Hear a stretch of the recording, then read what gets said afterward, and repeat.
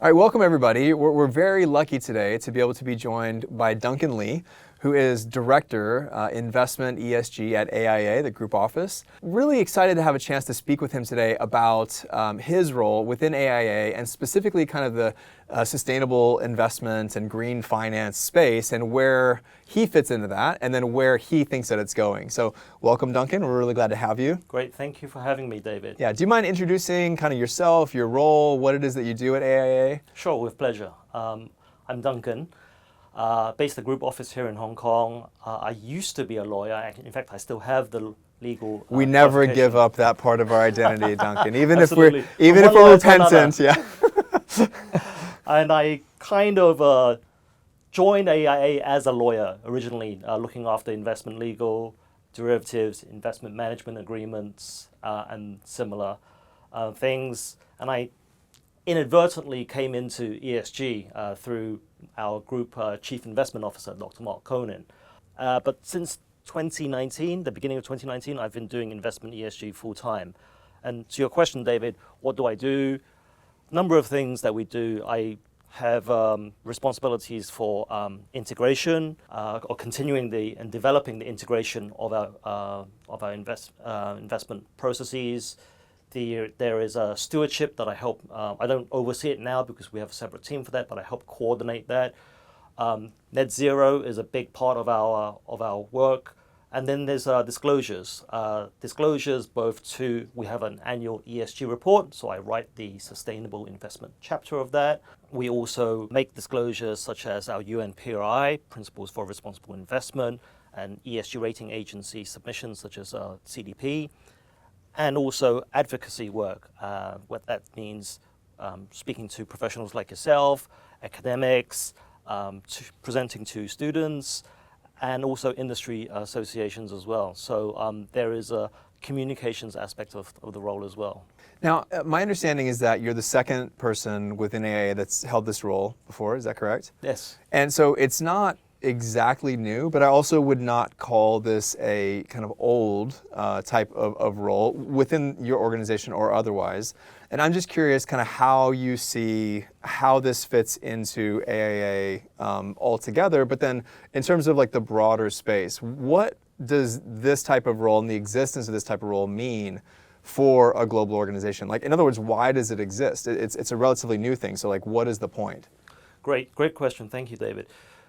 I think originally, and you'll see perhaps at some other organizations, a lot of people double hat. So they'll have this particular role or portfolio responsibilities or subsegments of it, as well as their own regular daytime job. And it's a testament to the seriousness and commitment that AIA has on the investment side to ESG that our group chief investment officer decided to have a dedicated resource to this. So I do investment ESG full time. I don't the legal responsibilities I've handed off to my colleagues in Singapore, and so that means I'll be at the forefront of the investment ESG efforts, working with both the investment teams across AIA. We're present in 18 markets, but also with our internal stakeholders across AIA. For example, our corporate sustainability team, who look after ESG for AIA as a company, and also our different departments and functions such as group risk, the marketing team, communications team, a lot of that, but also externally as well to our asset managers that we outsource investment management to, other asset owners in terms of industry fora, regulators. We also coordinate regulatory consultations and responses as well because we need to have a consistent voice across our 18 markets. And so in some respects, I've sort of inadvertently become the face of investment ESG at AIA through accident rather than by design. It's a great face. It's a good face to have for it. Okay, so if we're breaking this down for all of the potential learners all around the world, there's young, there's old. What does investment in this context mean? Just so they have some context here. So is this the type of thing where they can purchase equities within the organization? I mean, you're an insurance company, and so I don't think that's right. I think it's more in terms of like where client money is going in terms of like securing investments, et cetera. But like break it down in terms of what do you mean when you say investment? Right. First and foremost, as you pointed out, David, we are an insurance company. So what do? We sell life and health insurance. Then with the premium from those insurance policies, we have to deploy those and invest in assets that can then generate the returns to meet our long-term liabilities. And so the investment function is it's a second order construct of the overall insurance for AIA. And in terms of what we do for investment, because we are a long-term investor, since we have long-term liabilities, a lot of our assets will be in longer-term assets such as equities, but also fixed income bonds, government bonds, corporate bonds, etc. Where does the sustainability come in, and is that differentiated?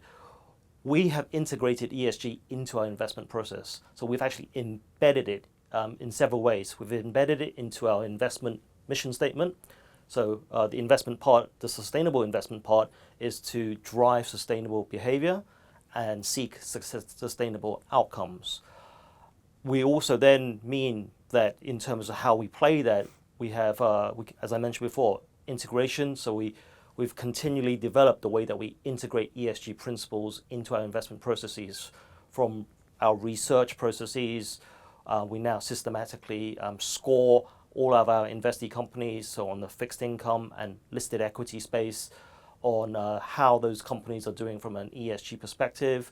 We have sector-specific factors that we also consider, and also certain common themes such as climate change or human capital. And all of this research for AIA is done by the same research analysts that do the fundamental analysis. So, and this is a very important point, because you may see at some other houses that they have a research team, but a dedicated ESG research team. For us, because we view it as integrated, it's the same research analysts that look at those companies on a day-to-day basis. And it's also those analysts that will do the engagement working with our stewardship team on pertinent topics as well.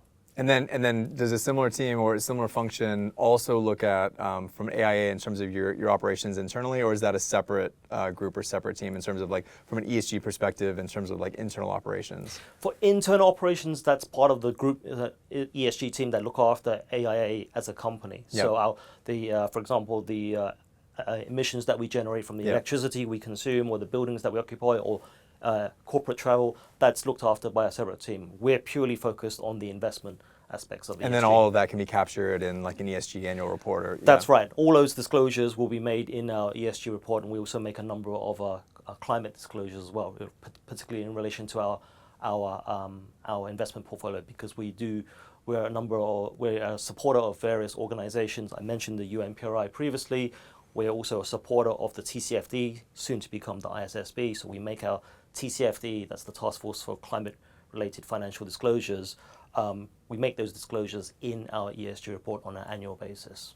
Yeah, great. So if we think about your investment decisions and how ESG and these principles have translated into that, one of the key things that we keep referencing in this course is that ESG as an acronym may or may not exist in the future. It's really the principles that underlie it that are really key. Yep. And I think the way that you described integrating it across different types of research or investments or whatever, I think is really relevant. But one thing that I want to understand is can you give us some concrete examples of how those principles, maybe as they're being applied now, have changed your investment strategy? Are there certain types of investments that you no longer invest in, and how have the various stakeholders of AIA viewed the changes in terms of your investment strategy? Sure, thank you. One thing before I answer the question about investments that we no longer make is to like to emphasize the point that we owe a fiduciary duty. We owe a fiduciary duty to our policyholders, and also, because we're a listed company, to our shareholders as well. So we actually wear several different hats. We're a listed company, we're an asset owner, we're also an asset manager as well. So we wear several hats, but our ESG commitments are made with our asset owner hat on. And for us, we look at the business model of the companies that we invest in, and we take a long-term view because we're a long-term investor. We also want to ensure that the resilience of those business models can endure through time, through the period of our investment, so that we can generate those returns. So for us, engagement, having a conversation with the investee companies is important as we seek to use the influence. And if we're an equity investor, then that comes with the voting power that those shares represent when it comes to those companies' annual general meetings. But we can also influence those companies to either go down certain paths or raise awareness, set targets, make disclosure, and those are certain things we can do. But there may be a time when conversations and engagements may not have the desired outcomes, or the desired outcomes at the right velocity that we want or direction of travel. And so, similar to other asset owners and other asset managers, divestment and exclusions are tools in the toolbox that are available to us, but those for us are measures of last resort. We prefer to engage first, and particularly in light of our net zero commitment, which I'm sure we're going to touch on during our conversation. But to your question about have we divested from certain sectors or investments, yes, we've done that. We have excluded tobacco manufacturers because we're a life and health insurer. Sure. So it's not quite synonymous with our purpose, which is to enable our customers to live healthier, longer, better lives. We've also excluded cluster munitions, particularly because of the harmful effects they have post-conflicts. Okay. And then specifically to look at our stranded assets risk on a long-term basis, in 2021, we announced the divestment and management down of our fixed income and equity investments within our general accounts portfolio of coal mining companies and coal-fired power generation companies. Yeah. With one caveat, that we recognize that some of those types of companies, particularly more the power generation companies, may transition towards cleaner energies. So the one carve-out for us is a securities level specific carve-out. So where coal mining companies or coal-fired power generation companies issue green or social bonds that our investment team, our fixed income investment team, deem to be genuine and use of proceeds, and they meet industry standards such as the ICMA's green bond principles, then we can invest specifically in those green and social bonds. Okay, so I'm going to restate that for the layperson out there, because that is what I am. And you tell me if I'm getting this right. Okay, so there are certain types of investment that, as an organization, you have determined from a principle standpoint are just, you're not going to invest money into equities or other types of, really any type of investment in those particular industries, service, or products. So tobacco being an example. Yep. For other industries, so coal was actually the one that I was thinking when I asked the original question, because I know quite famously AIA did divest from that. And so again, the idea that being both in terms of long-term sustainability for the business model, but also I'm assuming this has to do with climate change. Yes. and again like personal health, et cetera, from clean air, et cetera. Your company has decided to no longer invest in those types of investments, except as we discussed elsewhere in this course, there are kind of green and sustainable bonds that one type of bond can be to help either companies or governments, often governments, or maybe public-private partnership, to help them get the money they need to transition to greener types of products and services. In this particular case, taking a coal-fired power plant and securing a green bond or whatever, sustainable bond, so that they can potentially convert that into cleaner energy. So in that particular instance, AIA may be involved in that. That's right. I mean, we would look also, our bottom-up processes, where we look at the issuers individually, will necessarily mean that certain outcomes, for example, our investments in green bonds. So if you take a look at our ESG report, which we published in March of this year, that's ESG report 2023, you'll see we have across our general accounts assets, $6.3 billion invested in what we call ESG bonds, green bonds, social bonds, and sustainability bonds as well. So we do look at those, and specifically in the context of coal mining companies and coal-fired producing companies, those are the only investments we can make for those two sectors. Yeah, super interesting. Thank you. Great.